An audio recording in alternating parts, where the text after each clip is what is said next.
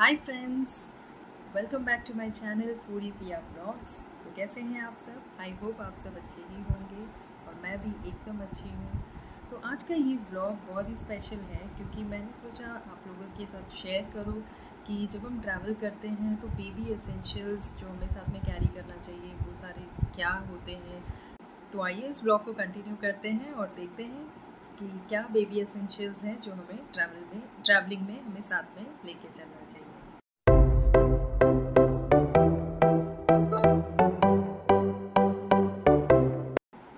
तो फ्रेंड्स, सबसे पहली चीज़ जो मुझे लगती है इम्पॉर्टेंट है लाइक न्यू मॉम्स के लिए, तो वो है ये फीडिंग पिलो जो आपने मेरे वीडियो में भी देखा होगा। ये बहुत इम्पॉर्टेंट है और बहुत ही कंफर्टेबल है बेबी जब हम ट्रैवल करते हैं या हम घर पे भी हो तो बेबी को अपने लैप पे लेने के लिए इसे हम इस तरह से हम ट्रैवल कर रहे हो कार में हो तो बेबी को कोई भी प्रॉब्लम नहीं होती। बेबी कंफर्टेबली इस पे सो सकता है, बैठ सकता है। तो ये एक मुझे बहुत इम्पॉर्टेंट लगती है और बहुत ही यूज़फुल लगती है ये चीज़। नेक्स्ट है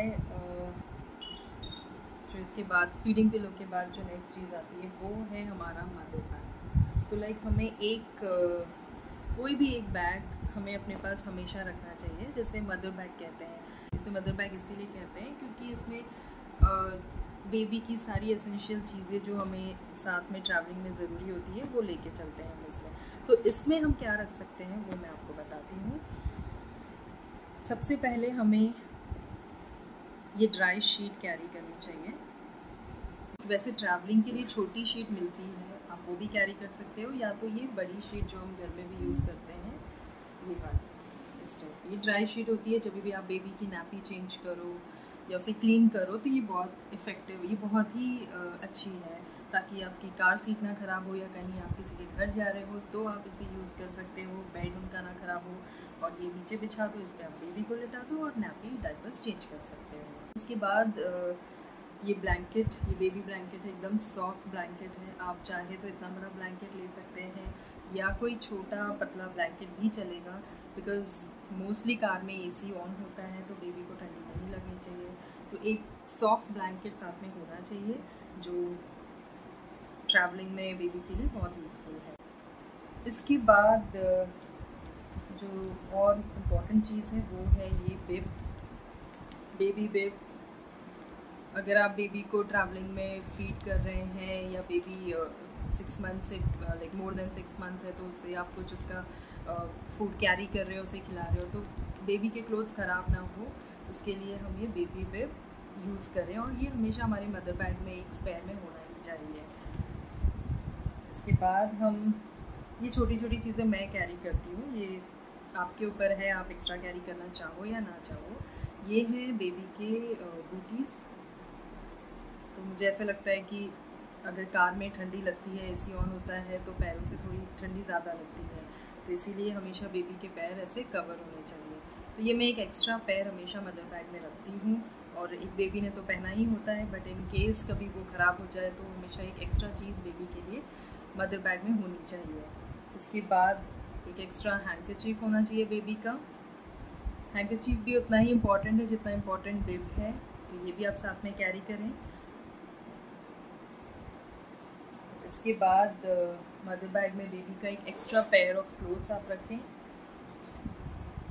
तो मैं अगर प्रेफरेबल है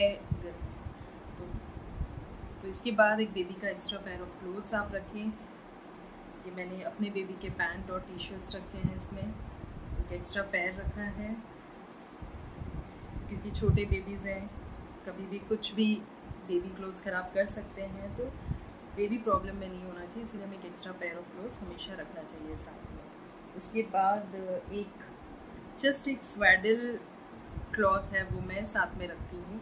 मुझे ऐसा लगता है कि इन केस अगर बेबी को ज़्यादा ठंडी ना लगे तो उतना मोटा ब्लैंकेट नहीं यूज़फुल हो, तो ये पतला ये हमेशा यूज़फुल होता है ये कपड़ा। अदरवाइज़ ऐसे भी आपको कभी आप कहीं होटल में खाने गए हो, वहाँ पे होटल सीट पे नीचे बिछाना हो तो कुछ चाहिए तो आप डायरेक्ट बेबी को नहीं लिटाना चाहते तो इसे बिछा दो और ऊपर से ब्लैंकेट बेबी के ऊपर आप डाल सकते हो। तो इसके लिए ये स्वेडल क्लॉथ भी उतना ही इम्पॉर्टेंट है। उसके बाद इम्पॉर्टेंट चीज़ों में आता है ये बॉटल, टॉप फीड बॉटल है ये।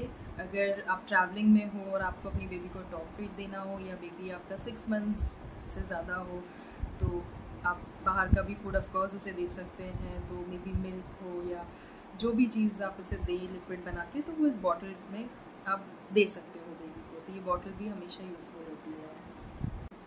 इसके बाद बेबी की तो सारी ही चीज़ें इंपॉर्टेंट होती है, बट मुझे ऐसा लगता है कि हर एक चीज़ इंपॉर्टेंट होती है। मुझे लगता है बेबी के डाइपर्स ज़रूरी है बिकॉज, और हाँ, आप एवरी 2 to 3 आवर्स बेबी के डाइपर्स चेंज करते रहिए। आप ट्रैवलिंग में हो, कहीं गए हो, तो इंश्योर कि आपका बेबी वेट ना हो, उसे अनकम्फर्टेबल नहीं लगे, तो इंश्योर कि एवरी 2 to 3 आवर्स आप उसके डाइपर्स चेंज करो।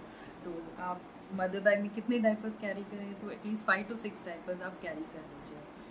डाइपर के साथ हमें बेबी वाइप्स भी रखना ज़रूरी है। ये ट्रैवलिंग का छोटा पैकेट है जो आप यूजुअली ट्रैवलिंग में मदर बैग में रख सकते हैं, आपका बैग हैवी नहीं होगा।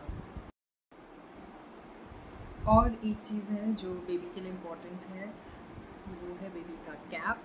तो आप ऑफकोर्स बेबी को कैप तो पहनाते ही होंगे, बट मदर बैग में भी एक छोटा सा सिंपल सा कैप आप साथ में ज़रूर कैरी करें।